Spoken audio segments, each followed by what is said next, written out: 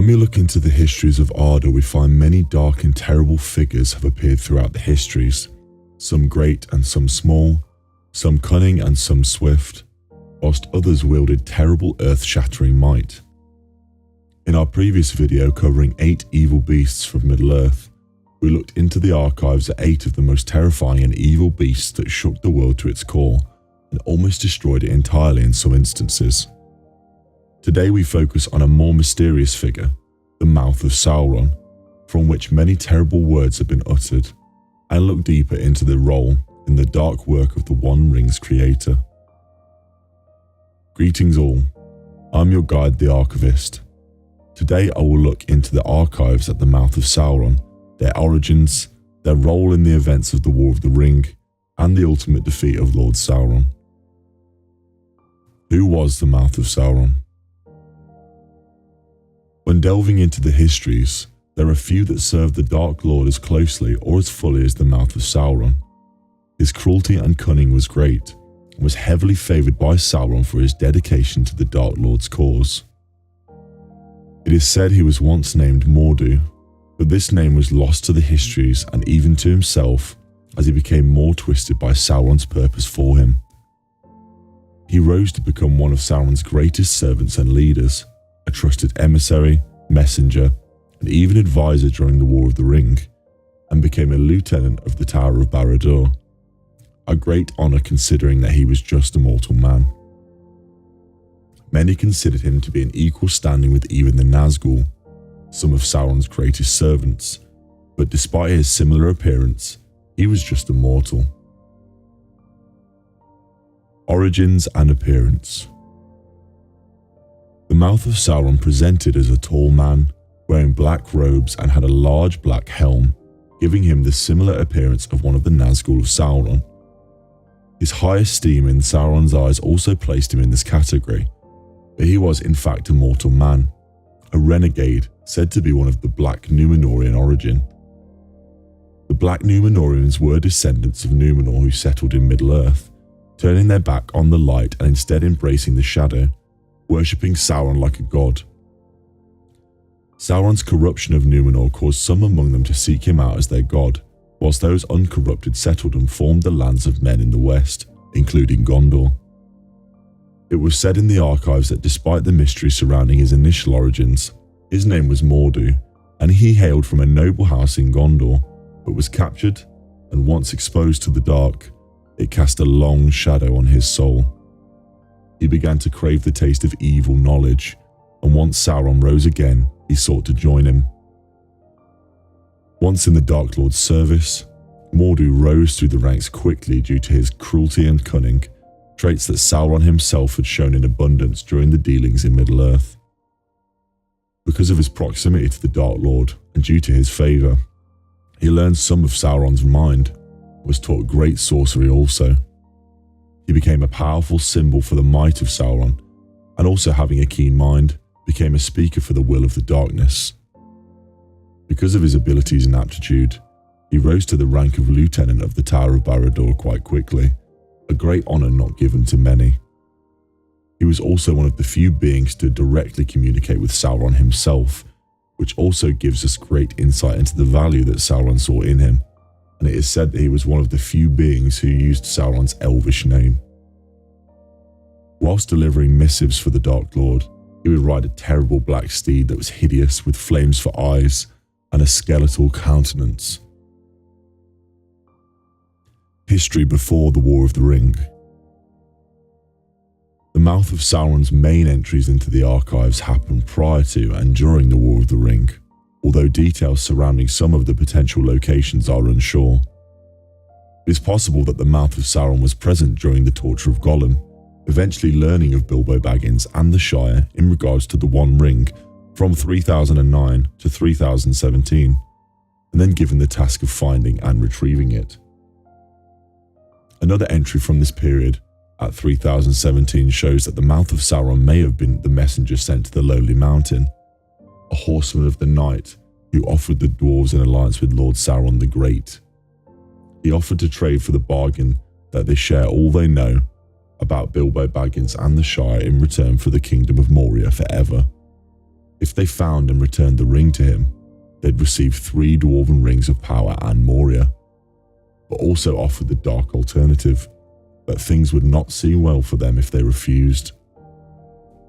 At this prospect, Dain, the king under the mountain, sent the messenger away with a non-reply, saying he needed time to consider, at which the Mouth of Sauron replied, "Not too long." Dain then prepared the mountain for war, knowing the refusal would not be taken well, along with sending Gloin to join the Fellowship to warn the forces of good against the imminent threat and participate in the Council of Elrond. The Mouth of Sauron may have also appeared in 3018, where Sauron learned that Saruman may know where the One Ring was hiding. These messengers struck out to find the Nazgul in the Wold of Rohan, but had failed to find any information about the location of the ring themselves. The Mouth first told the Nazgul of Sauron's terrible threats should they continue to fail in their search, before giving them information to continue searching in Isengard. Appearance during the War of the Ring. The Mouth of Sauron's primary appearance during the War of the Ring was at the parley on March 25th of 3019, leading a small band of black soldiers through the Black Gate, under a banner with the Eye of Sauron to treat with the men of the West's captains. He was sent to deliver the grave missive of Sauron and his terms, which included the total denouncement of Aragorn's claim as king, instead demanding he who would have standing to lead negotiations with him.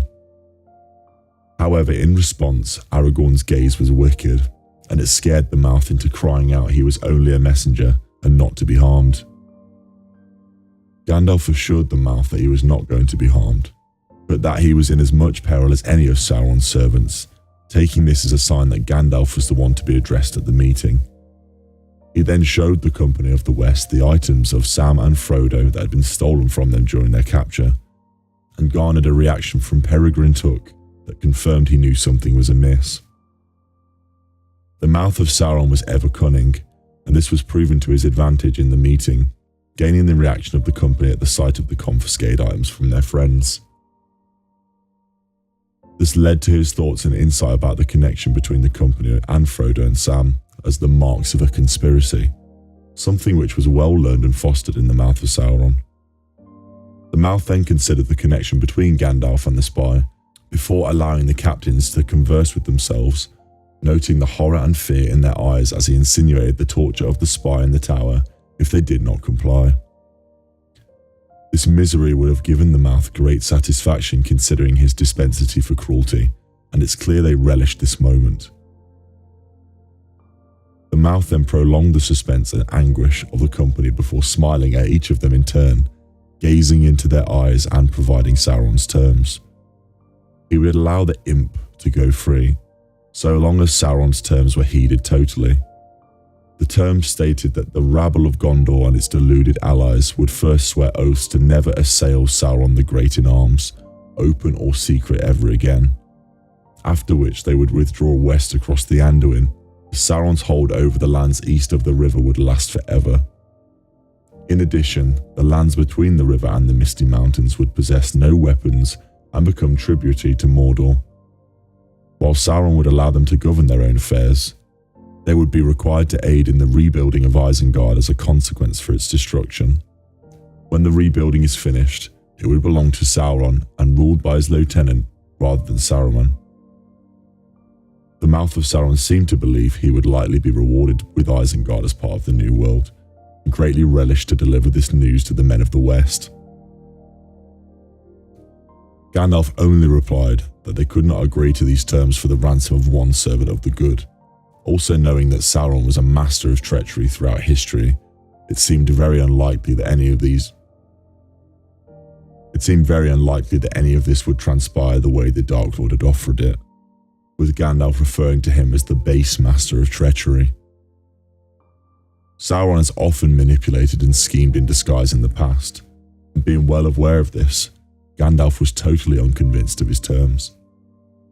Demanding to see the prisoner alive, the Mouth laughed, clearly enjoying this dismay, claiming they would have to submit first before any pardon would be given, simply saying, "These are his terms, take them or leave them." At this, Gandalf had no more words to share with the Mouth and opened his cloak. With a movement of his hand into the air, a white light was cast across the shadow of the Mouth, who recoiled in fear. Gandalf then seized the stolen items of Frodo and Sam.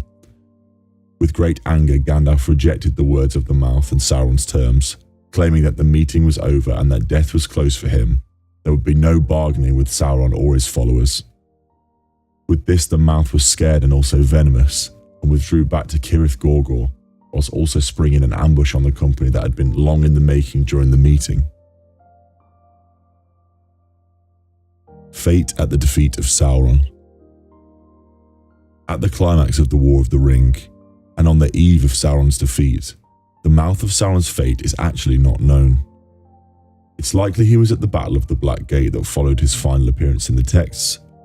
This would make sense considering that most of Sauron's forces and main generals were at this battle.